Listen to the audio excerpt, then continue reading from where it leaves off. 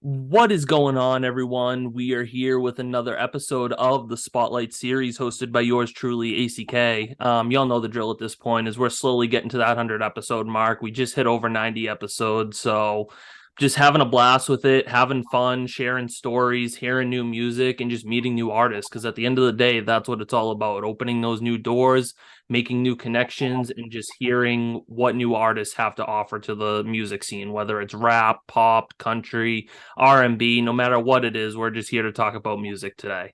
And my guest today actually is Andy Pursell, country singer. Huge fan, Andy. I just super excited to have you on the show. And just how are you today, man?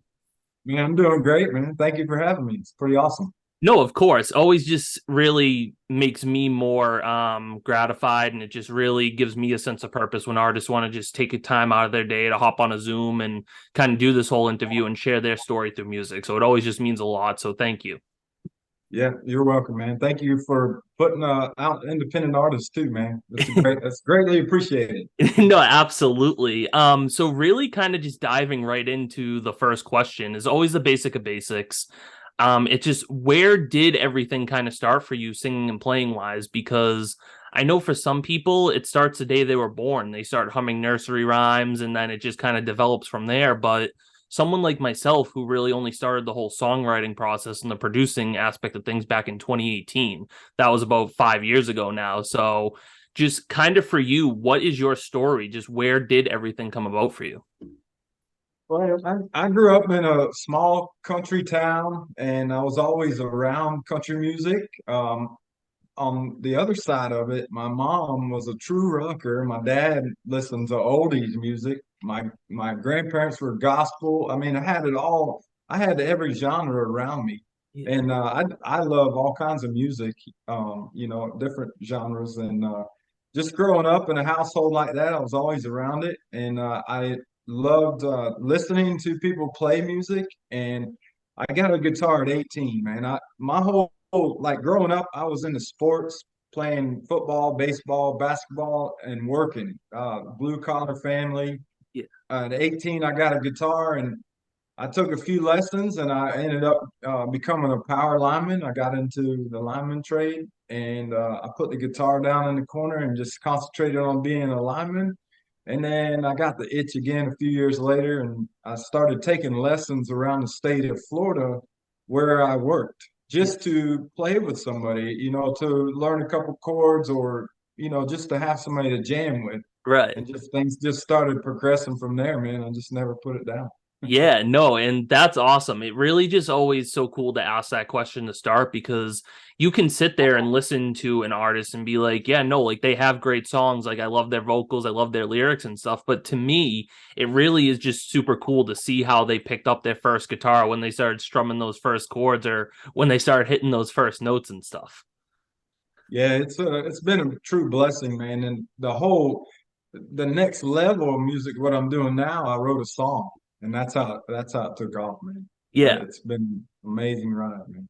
Exactly. And kind of getting into the next question, and I feel like I always tell people, especially when there's country artists on here, I could sit here for 2 hours and just talk about this next question is talking about inspirations. I mean, everyone knows that like I love all genres of music, but what I grew up on was that 90s, early 2000s country music. That's just where I was born and raised. That's what was always playing in the house when my mom was cleaning and stuff like that. So I mean, you have Garth Brooks, Kenny Chesney, Travis Tritt, George Strait. I mean, I could go on for hours just naming artists, and I don't know if I get any traction from that, but it's always cool to kind of ask other artists who are some people that you kind of have looked up to and kind of really inspire you when it comes to singing and playing music. Well, I always tell because we get this question a lot, and the best thing I can describe myself, and this is my opinion, how I feel when I'm performing. I love the vocals of Waylon Jennings. I love the vocals of Hank Jr. That soulfulness, that Travis Tritt feeling. They're really deep, soulful that catches you. Performance-wise, Garth Brooks, Neil McCoy, Sawyer Brown. That type of stage presence is what I strive for when I'm performing. And the vocals, I try. and this is what I thought about when I listened to Waylon. It feels like his vocals reach out and hug the crowd and draw them in, like you're almost preaching to them. Like, let me hold you just for a few minutes and listen to what I got to say. And that's how I feel on stage. I try to project that soulfulness and let you feel what I'm feeling on these songs to see, if we have some kind of connection. Yeah, no, absolutely. And that's what draws me into artists like you. There's just really you're here to make that connection and really just connect with the people, connect with the fans and stuff like that. And I mean, talking about all these artists too is really just talking about the whole songwriting aspect of things is like they're all storytellers. Like everyone's here to just tell a story from start to finish. And sometimes the creative process can be like a puzzle a little bit. I mean, as a songwriter, I sure as hell know as a songwriter too, is there is no rhyme or reason. There is no book on how to songwrite anything like that.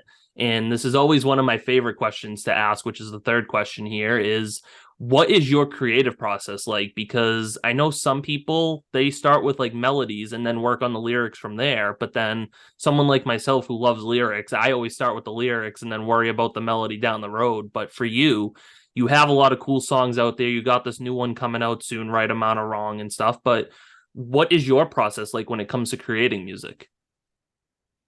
From my experience, I start with the first line really, but I'm inspired by a subject, and I'm more of an inspirational writer. It's hard for me to just sit down and say, all right, we're going to write about this tree today. It's like there's some talented songwriters that can go in every day and do that. That's what they do. More is myself is the experiences that I've had, and I try to come out with the first line and just kind of build it from there. And then I start playing around with the guitar, come up with a chord progression that sounds pretty cool, that kind of moves you, and then go from there.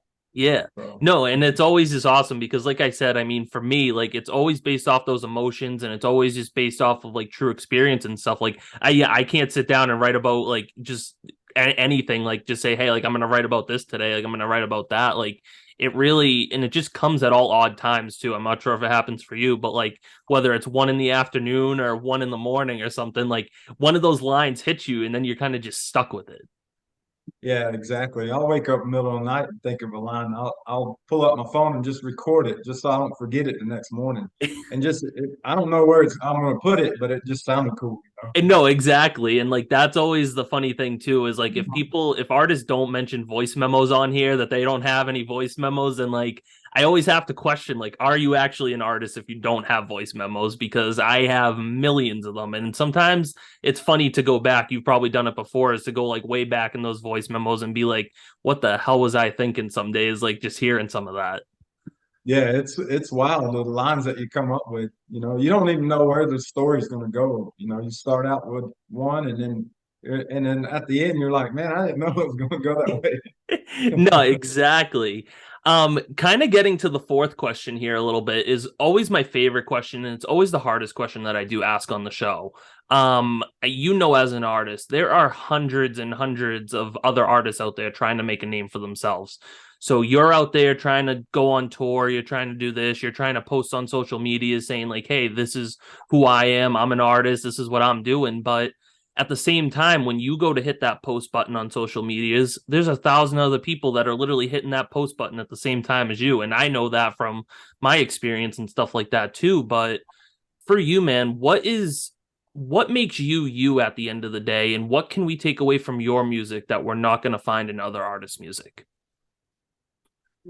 I'm just I'm having fun doing this, man, and I want to express that with everybody that's around me at our shows, and try to take them out of the real world just for a few hours and not think about bills and what's going on with their families. And when I push the post button, it's like it's me, man. It's like a lot of it's real down to earth stuff. I'm not exaggerating on anything. It's true stuff, and I'm just so happy to be a part of this journey. I don't even know where it's going to go, but every day I'm pinch myself because I look back. I mean, I was a lineman. I was doing line work, and I've been 2 years now, full blown sky's the limit musician. I was chasing it part time, and we were really successful. Now I'm full time, and the sky's the limit, like I say, and I just try to, take people out of the real world. That's my experiences of just simple stuff, and I don't know, it's crazy. No, absolutely. And at the end of the day, like the big thing is if you're having fun with it and you're enjoying it and you're connecting with those people, then people see that real authentic, genuine side of you and they want to have fun with you and enjoy your music, enjoy your covers, whatever you're doing when you're out in that stage. And it's just that's really what's cool about artists like you and a lot of independent artists and stuff because you really see that side of them is just out there singing what they love to do and doing what they love to do and just having a ball with it. Yes, music is great therapy, man. Any genre. It's great therapy for the band. It's great therapy for the fan, and it's a language that we can all speak together, and relate to, and not even know how to read the language, but you can feel it. It's like it's pretty cool. I Yeah. love doing it, man. It's just been a passion, man, for No, sure. absolutely. And that's what it is for me too. And that's just what drives me because it's a passion. And at the end of the day is for me as a songwriter is if I can sit there and write a song, it would be great to connect with a million people. But for me at the end of the day, it's if I can write that one song that's going to connect with that one or two people that reach out and say like, hey, like this just helped me out or like, hey, I just enjoyed jamming out to this and doing this. Like for me, that's what drives me and that's what makes me feel like I've actually done something and just like I said having fun with it is really the biggest thing. Yeah, that's true, man. I always tell the band, and my motto is we're gonna make the grass dance and the asphalt hotter. Give 110 and don't bother. So it don't matter if one person's out there or 1,000, make sure they have the time of their life if you can. I always make sure I connect. I try to connect with the audience. If they're not looking or something, I'll make sure you're dancing and smiling and just remember the times that we've had because they're all memories that we're making. Exactly. So kind of getting to the fifth and final question here before we hear some live music from you, which is always my favorite part of the show. But you've been on tour, you've been doing stuff, been playing a bunch of shows, and you have this new song coming out, Right Amount of Wrong. But kind of looking towards your future a little bit, besides the song coming out in a couple of weeks, is what are some of your short term and long term goals, and just what else can we expect down the road from you? Definitely new music coming out. We got a few in the hopper, that are coming out. We're just, the timing of them. We have to wait for the time. Really good songs. I just come back from Nashville in August, so I'm very excited about all this new music. So you're definitely going to hear some new music, and we're going to be out and about all over United States here pretty soon. We're striving on that. We just picked up a show in West Virginia, so Okay. things are starting to progress, man. Everything that I've done, we've worked really hard, man, and I built a great team around me. And there's no I in team, man. I'm telling you, and it takes a team to get where you want to go. You have to Exactly. support yourself around with successful people and what they do. And that way you progress together and experience the whole ride. It's not just me. No, absolutely. And I mean, being a big sports guy myself is I totally know that motto. And like I know what it takes to have that team around you and be successful and stuff like that. And I mean, you have these songs out right now on streaming platforms. You got new music on the way and I'm just a huge fan, man, and I can't wait to see what else is coming for you. And if you're ever up in Boston playing a show, I'll be there front row. All right, man. I'll hit you up, man. That'd be awesome. No, absolutely. So that kind of concludes all the questions that I have for you today. It's kind of getting to the good part of the show is hearing a little tune from you. Yeah, man. I always love doing that part because I get to put myself on mute and actually sing, even though I can't sing because then glass will start breaking and all that. But real quick, just before you start jamming out, is if you want to let us know what song you're playing and kind of how this song came about. But other than that, man, the floor is yours. Yeah, let me so a little bit about the song. It's called Right Amount of Wrong. And this is the first time I've worked with Nashville songwriters. So I picked a few songs I wrote, a few, and then I picked a few from really talented writers. And this song is written by Ryan Griffin, who's signed with Red Street Records, and Mr. Terry Dennis. And these guys are very talented. And once I heard the demo of this song, I was like, man, we got to cut that one, man. It's got that that redneck girl vibe, footloose vibe. It's that style of music, man, like '90s country, man. And we need a little bit of that come back around, you know. And that's what I took to the studio. I was like, I feel this in the song. And then all the session players, they say, we feel you. And probably half those guys have played with the Bellamy Brothers or, you know, anybody in that '90s country. I know they have. Yeah. And so they took out the right instruments and made the song come to life, man. And it's got that we're calling it like a contemporary throwback of the Redneck Girl, Bellamy Brothers, and I'm really excited about this. We just did a really awesome major music video for this song in my hometown, Arcadia, Florida, and we're going to be following up after this song releases on March 17th. We'll be coming out with this really cool video. If you watch Dukes of Hazzard and Urban Cowboy and Coyote Ugly, and you put all them together, that's the kind of video we're doing. So it's got That's a little awesome. storyline, and it's got the old trucks and gas stations and Old Town and saloon and just a lot. It's got a really cool line dance too to it. So we're excited about that.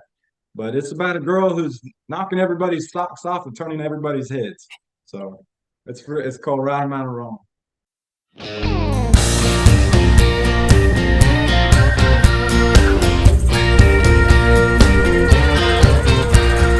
She'll get down and dirty, she ain't afraid to work. She leaves a few unbuttoned when she wears that flannel shirt. She's got a certain smile when she wants to play. You know she drives me crazy with her not-so-lady ways. Sunday dress is a little too tight, skinny dipping in the broad daylight.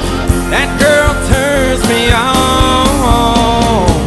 She's just the right amount of wrong for me. Dash her trash, talking sexy, walking. She's so awesome, she's the perfect blend of nice and all the innocence with a touch of sin on her own.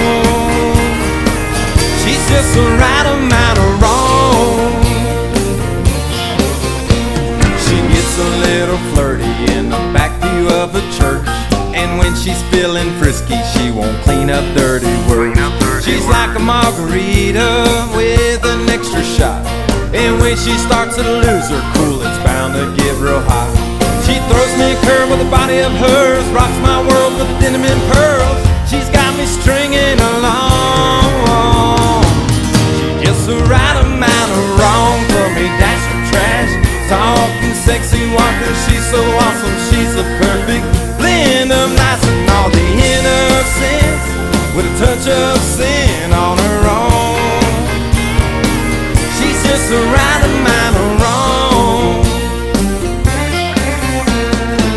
She's not like any girl I've ever known.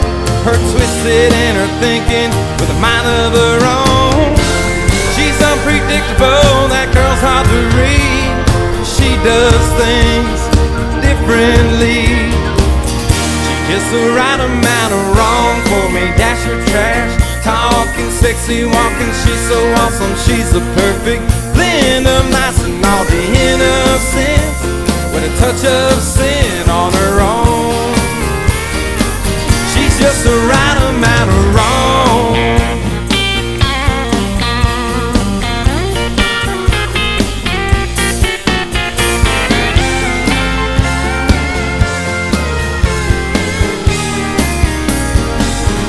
Just the right amount of wrong for me. Dash her trash, talking sexy, walking. She's so awesome, she's the perfect blend of nice and all the innocence with a touch of sin on her own. She's just the right amount of wrong. She's just the right amount of wrong. That girl's the right amount of wrong. She's just the right amount of wrong. Just the right amount of wrong for me. Dash her trash, talking sexy, walking. She's so awesome, she's the perfect blend of nice and all the innocence. I mean, that's just it. Like I said, it's always my favorite part to be able to put myself on mute and just jam out because it's so cool to just hear that. And I mean, I got glass cracking in the background right now because I can't sing, but I mean, man, you can sure as hell sing, and it's just such a great jam. And I can't wait for that one to actually come out and be able to stream that live. Yeah, man, we're super excited, man. It's got a lot of steam behind it, man. We're hoping we can get it out to everybody and they can enjoy it just as much as we do, man. No, It's absolutely. gonna be cool. Yeah, but real quick, just kind of before I do my little outro here and stuff like that, is where can people go find you on social medias and go check you out? Andy Pursell Music on all platforms, Twitter, Instagram, Facebook, all the, any platform out there, and then Spotify, streaming, and then you got iTunes and Apple Music and Amazon, iHeartRadio, all the channels out there. We're everywhere, man. Perfect. No, that's awesome. Definitely people go check Andy Purcell out. He's super talented. Can't wait to see what else is coming for him. And then March 17th, right, is when the new one's coming out.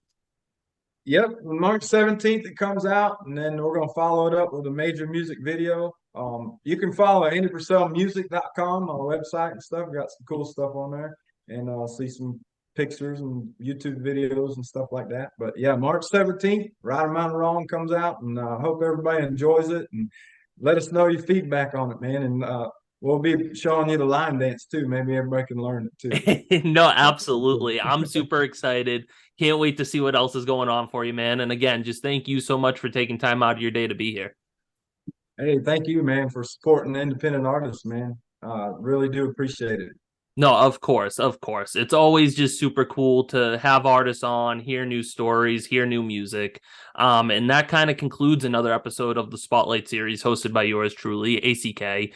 You all know the drill at this point is Sundays, 1 p.m. Eastern. We got new music, new artists, new songs. Never know who's going to be on here, never know what you're going to see. And we're slowly gearing up for that 100 episode mark. So y'all stay tuned for next week. And thanks for tuning in today.